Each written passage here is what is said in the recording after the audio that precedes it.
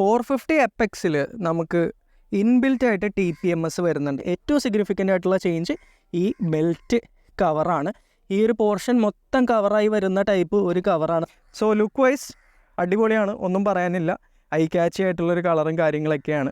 അല്ലെങ്കിൽ ഏറ്റവും വലിയ ഹൈലൈറ്റ് എന്ന് പറഞ്ഞാൽ ഒരു ത്രോട്ടിൽ റെസ്പോൺസാണ്. ഓൾമോസ്റ്റ് 0 ലാഗാണ്. നമുക്ക് ഫീച്ചർ ഈ ഒരു വാഹനത്തിൽ വന്നിരിക്കുന്നതെന്ന് പറയുന്നത് മാജിക് ട്വിസ്റ്റ് എന്ന് പറയുന്ന ഫീച്ചറാണ്. അതായത് hi guys, welcome back to my channel. എൻ്റെ പേര് നദീം ലത്തീഫ്. സോ ഇതിൻ്റെ ഏറ്റവും ലേറ്റസ്റ്റ് മോഡലായിട്ടുള്ള 450 അപ്പെക്സിൻ്റെ വിശേഷങ്ങളാണ് ഇന്നത്തെ വീഡിയോയിൽ ഞാൻ നിങ്ങളായിട്ട് ഷെയർ ചെയ്യാൻ പോകുന്നത്. സോ ഇതാണ് നമ്മുടെ പുതിയ 450 അപ്പെക്സ്. എയ്തറിൻ്റെ 10th ആനിവേഴ്സറി എഡിഷനായിട്ട് ഇൻട്രൊഡ്യൂസ് ചെയ്ത വാഹനമാണ്. ഇൻഫാക്റ്റ് എയ്തറിൻ്റെ ഏറ്റവും പവർഫുൾ ആയിട്ടുള്ള വാഹനമാണ് 450 അപ്പെക്സ്. ഇതിൻ്റെ ഒരു പെർഫോമൻസ് കാര്യങ്ങൾ അതുപോലെ തന്നെ സ്പെക്സിലേക്കൊക്കെ നമുക്ക് വരാം. അതിനു മുമ്പ് നമുക്കൊരു ഫിസിക്കൽ ഓവർവ്യൂ നോക്കാം. ഇതിനോടകം തന്നെ എയ്തറിനെ അറിയാൻ പാടില്ലാത്ത ആളുകളായിട്ട് അധികം ഉണ്ടാവില്ല. എന്നാലും അറിയാത്തവർക്കായിട്ട് ഒരു ഫിസിക്കൽ ഓവർവ്യൂ നമുക്ക് നോക്കാം. ഇതാ രണ്ട് സൈഡിൽ വളരെ വിശാലമായിട്ടുള്ള മിറേഴ്സ് വരുന്നുണ്ട്. ഈ ഒരു പോർഷൻ ഒരു ഗ്ലോസി ആയിട്ടുള്ള ബ്ലാക്ക് പോർഷനാണ്. ആ ഒരു കളർ തന്നെയാണ് പൊതുവെ എല്ലാ വണ്ടികൾക്കും എയ്തർ കൊടുത്തിരിക്കുന്നത്. എവിടെയായിട്ട് നമുക്കിതിൻ്റെ ഹാൻഡിൽ ഗ്രിപ്പും ബ്രേക്ക് ലിവർ കാര്യങ്ങളെല്ലാം കാണാം. താഴേക്ക് വന്നു കഴിഞ്ഞാൽ നമ്പർ പ്ലേറ്റ് ഹോൾഡർ കാണാം. നമ്പർ പ്ലേറ്റ് അതിന് താഴെയായിട്ട് ഇത്രയും വിശാലമായിട്ടുള്ള ഗ്ലാസ് പോലത്തെ ബോഡി പാനൽ നമുക്ക് കാണാം. പ്ലാസ്റ്റിക് ആണ്. ഇൻഫാക്റ്റ് അവിടെയാണ് നമ്മുടെ ഹെഡ്ലൈറ്റ് വരുന്നത്. കണ്ടോ, നല്ല ഒരു ഷാർപ്പ് ലുക്കിംഗ് ആയിട്ടുള്ള ഒരു ഹെഡ്ലൈറ്റും കാര്യങ്ങളൊക്കെയാണ്. താഴേക്ക് വരുമ്പോൾ വളരെ ഷാർപ്പായിട്ടുള്ള ഫ്രണ്ട് മഡ്ഗാർഡ് കാണാം. അത്യാവശ്യം ഹൈറ്റ് കൂട്ടി തന്നെയാണ് അത് വെച്ചിരിക്കുന്നത്. താഴേക്ക് വന്നു കഴിഞ്ഞാൽ നമുക്ക് ഡ്യുവൽ ടെലസ്കോപ്പിക് സസ്പെൻഷൻ കാണാം. റിഫ്ലക്ടർ കാര്യങ്ങളൊക്കെ കൊടുത്തിട്ടുണ്ട്. അപ്പെക്സിൽ ഓറഞ്ച് കളറായിട്ടുള്ള അലോയ് വീൽസ് ആണ് വരുന്നത്. ഇവിടെ അപ്പെക്സിൻ്റെ ബ്രാൻഡിങ് ഒക്കെ കൊടുത്തിട്ടുണ്ട്. ടയർ പ്രഷർ കാര്യങ്ങൾ കൊടുത്തിട്ടുണ്ട്. MRFൻ്റെ സാപ്പർ 90/90/12 സെക്ഷൻ ടയേഴ്സാണ് കൊടുത്തിരിക്കുന്നത്. ഫ്രണ്ടിൽ ഡിസ്ക് ബ്രേക്ക് നമുക്ക് വരുന്നുണ്ട്. ഒബ്വിയസ്ലി ബൈബറിൻ്റെ തന്നെ ഡിസ്ക് ബ്രേക്സ് ആണ്. വളരെ എഫിഷ്യൻ്റ് ആയിട്ടുള്ള ബ്രേക്കിംഗ് ആണ് ആക്ച്വലി ഈത്തറിൽ വരുന്നത്. CBSഉം നമുക്ക് ഈ ഒരു വാഹനത്തിൽ ലഭിക്കുന്നുണ്ട്. ഇനി ഈ സൈഡിലേക്ക് വന്നു കഴിയുമ്പോൾ ഇവിടെ അപ്പെക്സ് 450 അപ്പെക്സ് എന്ന് കൊടുത്തിട്ടുണ്ട്. ഈ കളറ് സത്യം പറഞ്ഞാൽ നല്ല രസമുണ്ട് കേട്ടോ. ഈ ഒരു മാറ്റ് ബ്ലൂ കളറ് നല്ല രസമുണ്ട്. അതിൻ്റെ ഫിനിഷ് ആണെങ്കിലും ലുക്ക് ആണെങ്കിലും അതിൻ്റെ കൂടെ ആ ഓറഞ്ചും കൂടെ ചേരുമ്പോൾ അത്യാവശ്യം നല്ലപോലെ കോൺട്രാസ്റ്റിംഗ് ആയിട്ട് എടുത്ത് നിൽക്കുന്നുണ്ട്. സൈഡിലേക്ക് വരുമ്പോൾ അവിടെയും അത്യാവശ്യം എയറോഡൈനാമിക് ആയിട്ടുള്ള ഷാർപ്പായിട്ടുള്ള ഡിസൈനാണ്.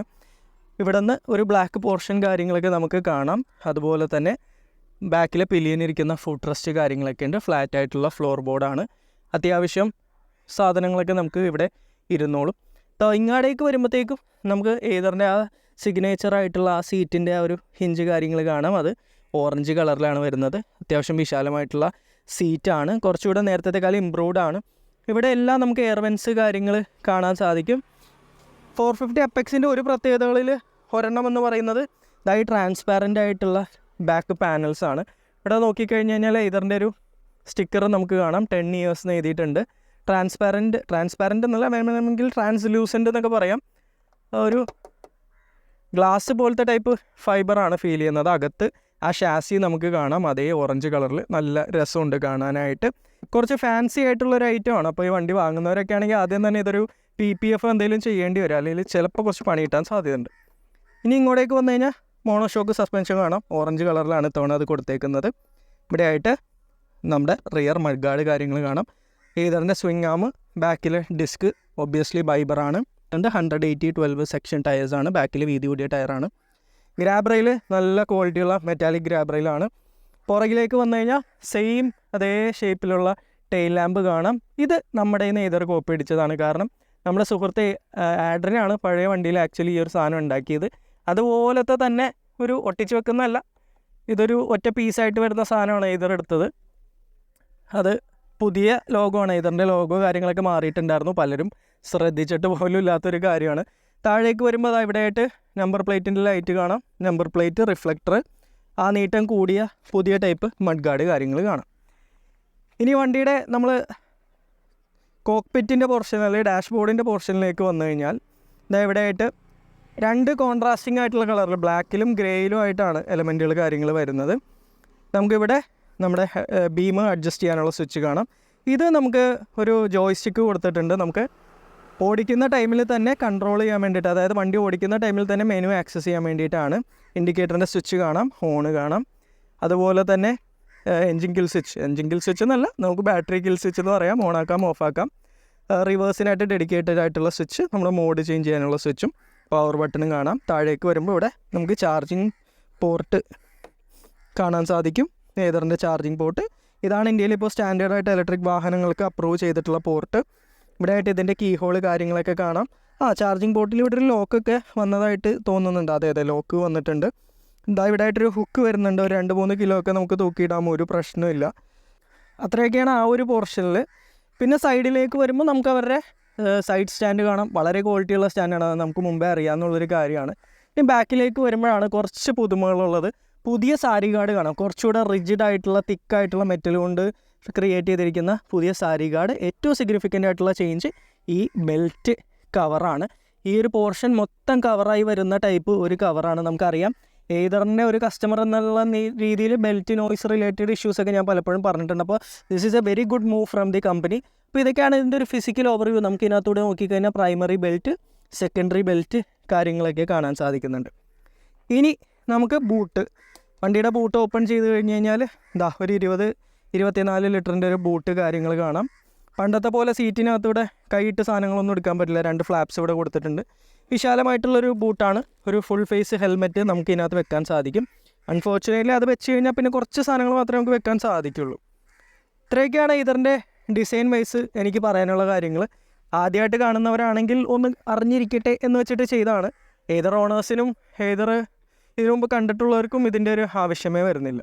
ലുക്കിൻ്റെ കാര്യം പറയുകയാണെങ്കിൽ സത്യം പറഞ്ഞു കഴിഞ്ഞാൽ എനിക്ക് ഭയങ്കരമായിട്ട് ഇഷ്ടപ്പെട്ടു.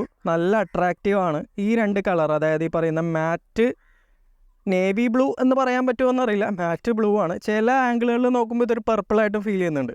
അതിൻ്റെ കൂടെ ഈ ഒരു ഓറഞ്ച് വരുമ്പോൾ വളരെ കോൺട്രാസ്റ്റി ആയിട്ട് നിൽക്കുന്നുണ്ട്. ഒരു സ്പെഷ്യൽ എഡിഷൻ അല്ലെങ്കിൽ ആനിവേഴ്സറി എഡിഷൻ എന്നൊക്കെ പറയുമ്പോൾ ഇതുപോലത്തെ കുറച്ച് ഫ്ലാഷി ആയിട്ടുള്ള കളേഴ്സ് ആണെങ്കിൽ നല്ല ലുക്കായിരിക്കും. ഒരു കാര്യം ഉറപ്പാണ്, ഈ വാഹനമായിട്ട് പുറത്തോട്ട് ഇറങ്ങുമ്പോഴത്തേക്ക് അത്യാവശ്യം നല്ലപോലെ ക്രൗഡിനെ അട്രാക്റ്റ് ചെയ്യുന്നുണ്ട്. പലരും എൻ്റെ അടുത്ത് വന്ന് ചോദിച്ചു ഇത് ഏതറിൻ്റെ ഏത് മോഡലാണ് എന്നൊക്കെ. സോ ലുക്ക് വൈസ് അടിപൊളിയാണ്, ഒന്നും പറയാനില്ല. ഐ ക്യാച്ചി ആയിട്ടുള്ളൊരു കളറും കാര്യങ്ങളൊക്കെയാണ്. ഇനി 450 അപ്പെക്സിൻ്റെ സ്പെക്സിനെ പറ്റി നമ്മൾ പറയുകയാണെങ്കിൽ 158 കിലോമീറ്റേഴ്സാണ് സർട്ടിഫൈഡ് ആയിട്ട് വരുന്ന റേഞ്ച്. റിയൽ ലൈഫ് എക്കോ മോഡിൽ 110 ആണ് കമ്പനി കാണിക്കുന്നത്. സോ നമുക്കറിയാം ഒരു ഇലക്ട്രിക് വാഹനത്തിൻ്റെ range depends on how you ride and where you ride. So നമുക്കൊരു റിയൽ ലൈഫ് നമ്മൾ ഓടിക്കുന്നതിനനുസരിച്ച് ഒരു 90 to 140 കിലോമീറ്റേഴ്സ് റേഞ്ചും പലർക്കും കിട്ടിയിട്ടുണ്ട്. അത് ഈ ഒരു വാഹനത്തിൽ നമുക്ക് കിട്ടും. പക്ഷേ ഗ്യാരണ്ടീഡ് ആയിട്ടൊരു റേഞ്ച് നമുക്ക് പറയാൻ പറ്റില്ല. കാരണം ഓരോ ഇലക്ട്രിക് വാഹനത്തിൻ്റെയും കിട്ടുന്ന റേഞ്ച് എന്ന് പറഞ്ഞാൽ അത് ഓടിക്കുന്ന ആളുടെ സ്കില്ലും കാര്യങ്ങളൊക്കെ പോലെ ഇരിക്കും. അപ്പോൾ ഈതറിൻ്റെ ഏറ്റവും പവർഫുൾ ആയിട്ടുള്ളൊരു വാഹനമാണെന്ന് ഞാൻ പറഞ്ഞിരുന്നു. ഏകദേശം 7.4 കിലോ വാട്ടാണ് ഇതിൻ്റെ പീക്ക് പവർ വരുന്നത്. പഴയ വാഹനത്തിൻ്റെ പീക്ക് പവർ എന്ന് പറഞ്ഞു കഴിഞ്ഞാൽ 6 ആ ഒരു ഫിഗറിലായിരുന്നു. ഇത് ഒരു 7 പോയിൻറ്റ് കുറച്ചുകൂടെ കൂടിയിട്ടുണ്ട്. അത് നമുക്ക് പെർഫോമൻസിൽ ശരിക്കും എടുത്തറിയാൻ പറ്റുന്നുണ്ട്. ആക്സിലറേഷൻ എന്ന് പറഞ്ഞു കഴിഞ്ഞാൽ 0 to 40 അറ്റൈൻ ചെയ്യാൻ 2.9 സെക്കൻഡ്സ് ആണ് വരുന്നത്. ടോപ്പ് സ്പീഡ് 100 കിലോമീറ്റേഴ്സ് ആണ്. മേ ബി ഇതിലും കൂടുതൽ സ്പീഡ് ഇതിന് കൂട്ടാൻ സാധിക്കും ഒബ്വിയസ്ലി, ബട്ട് അവരത് കൂട്ടുന്നില്ല സംഭവം.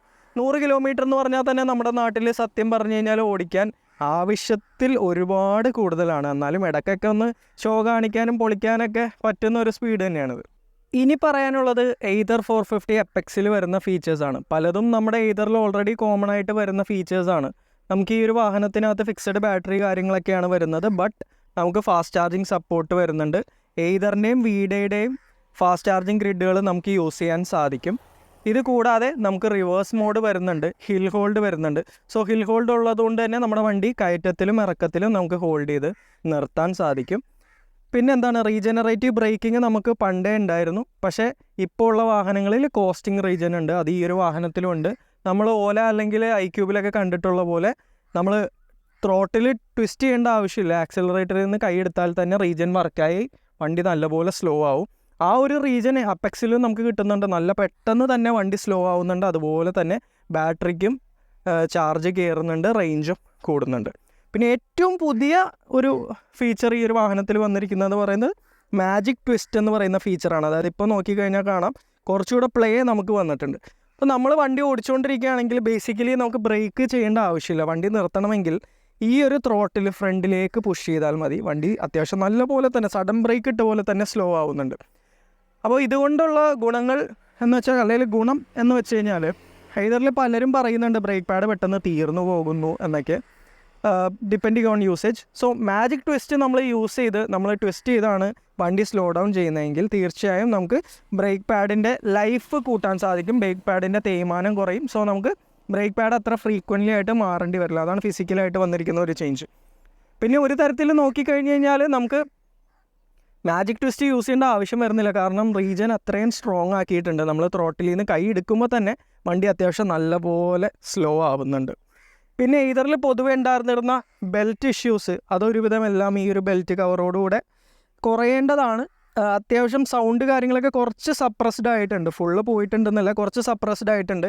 എൻ്റെ വാഹനമൊക്കെ ഓടിക്കുമ്പോൾ ഒരു സൗണ്ടല്ല ഈ ഒരു വാഹനം ഇപ്പോൾ ഓടിക്കുമ്പോൾ നമുക്ക് വരുന്നത്. ഒരു കാര്യം ഞാൻ മെൻഷൻ ചെയ്യാൻ വിട്ടുപോയത് എന്താണെന്ന് വെച്ച് കഴിഞ്ഞാൽ 450 എപ്പെക്സിൽ നമുക്ക് ഇൻബിൽറ്റ് ആയിട്ട് TPMS വരുന്നുണ്ട്, അതായത് tyre pressure monitoring system. So നമ്മുടെ വാഹനത്തിൻ്റെ 2 ടയറിലെയും പ്രഷറുകൾ നമുക്ക് അറിയാൻ സാധിക്കും. അത് ലോ ആയി കഴിഞ്ഞാലുള്ള ഇൻഡിക്കേഷനും കാര്യങ്ങളെല്ലാം നമുക്ക് കിട്ടും. പിന്നെ നമ്മൾ പറയാൻ വിട്ടുപോയൊരു കാര്യം, വണ്ടിയുടെ പെർഫോമൻസ് ഇമ്പ്രൂവ് ചെയ്തു എന്ന് പറഞ്ഞപ്പോൾ മെൻഷൻ ചെയ്യാൻ വിട്ടുപോയൊരു കാര്യം എന്ന് വെച്ച് കഴിഞ്ഞാൽ പുതിയ മോഡാണ്. ഇതിപ്പോൾ ഫാക്ടറി മോഡിലാണ് വണ്ടി കിടക്കുന്നത്. നമുക്ക് സാധാരണ ഉള്ള മോഡുകൾ എന്ന് പറഞ്ഞു കഴിഞ്ഞാൽ എക്കോ, റൈഡ്, സ്പോർട്ട്, പിന്നെ വാർപ്പാണ്. ഇതിൽ വാർപ്പ് പ്ലസ് എന്ന് പറഞ്ഞ മോഡാണ്, അതായത് ആ പവർ കൂടിയ മോഡാണ്.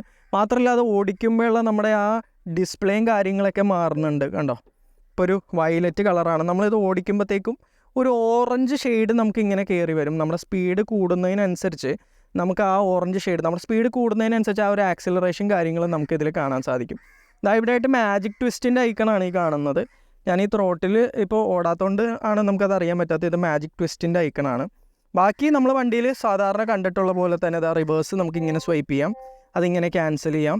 മാപ്പ് നമുക്ക് ഇവിടെ നിന്ന് സ്വൈപ്പ് ചെയ്യാം, മാപ്പ് കാര്യങ്ങൾ കിട്ടും.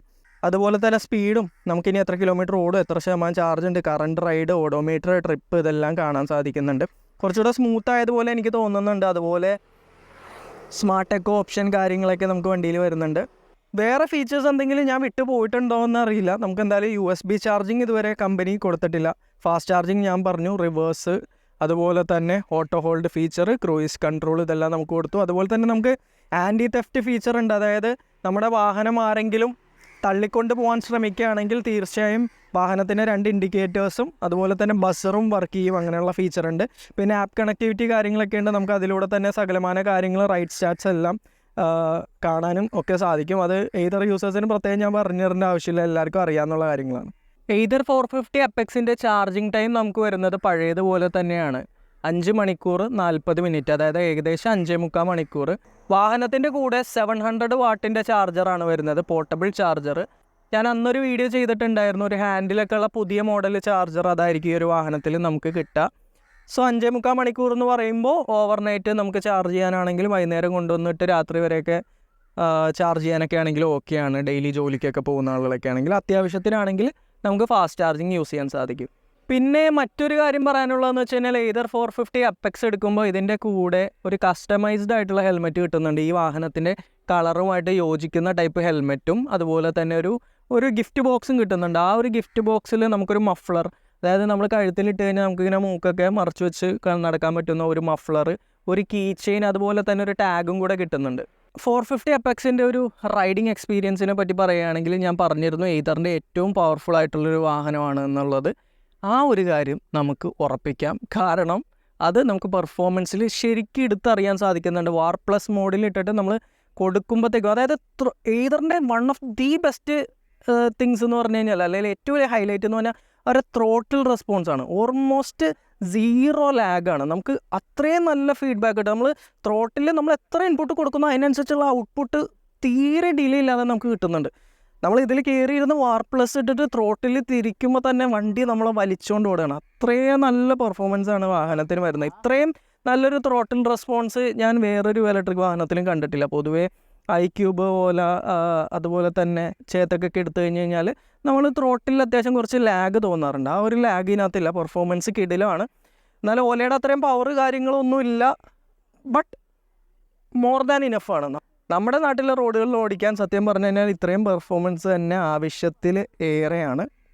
എന്ന് വെച്ച് മറ്റ് വാഹനങ്ങൾ ഇപ്പോൾ പോലെയൊക്കെ 125 വെക്കുന്നത് അല്ലെങ്കിൽ 115 വെക്കുന്നത് മോശമാണെന്നല്ല. അത് മോർ ദാൻ ഇനഫാണ്. 100 തന്നെ സത്യം പറഞ്ഞാൽ കൂടുതലാണ്. നമുക്കൊരു 80-85 കിലോമീറ്റർ സ്പീഡൊക്കെ നമ്മുടെ നാട്ടിലെ റോഡിൽ മതി. അപ്പോൾ ഇതൊക്കെയാണ് ഇതർ 450 അപ്പെക്സിൻ്റെ ഒരു പെർഫോമൻസ് വിശേഷങ്ങൾ. ബെറ്റർ ആയിട്ടുള്ള പെർഫോമൻസ് ആണ്.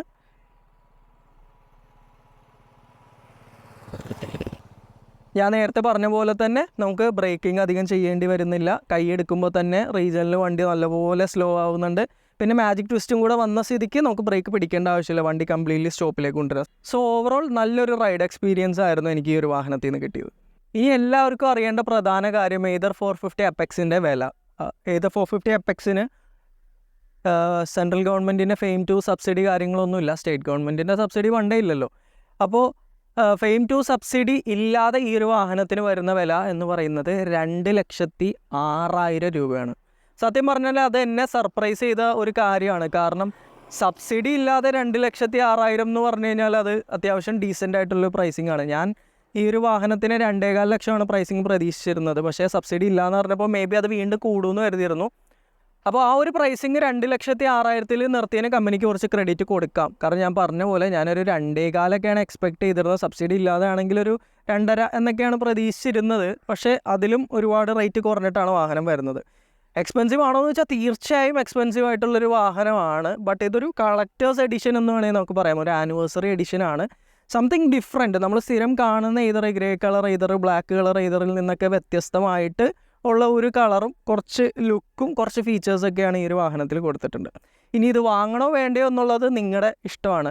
ഏതറിന് പൊതുവേ ബാറ്ററി വാറണ്ടി വരുന്നത് 5 വർഷം അല്ലെ 60,000 കിലോമീറ്ററാണ്. വെഹിക്കിൾ വാറണ്ടി 3 വർഷം അല്ലെ 30,000 കിലോമീറ്ററാണ്. അതിനകത്ത് നമുക്ക് വരുന്നത് ഇലക്ട്രിക്കൽ പാർട്സാണ്. അതായത് ഈ പറയുന്ന പോലെ മോട്ടർ, DC കൺവേർട്ടർ, കൺട്രോളർ, ഇങ്ങനെയുള്ള കാര്യങ്ങളൊക്കെയാണ് ആ വാറണ്ടിയിൽ വരുന്നത്.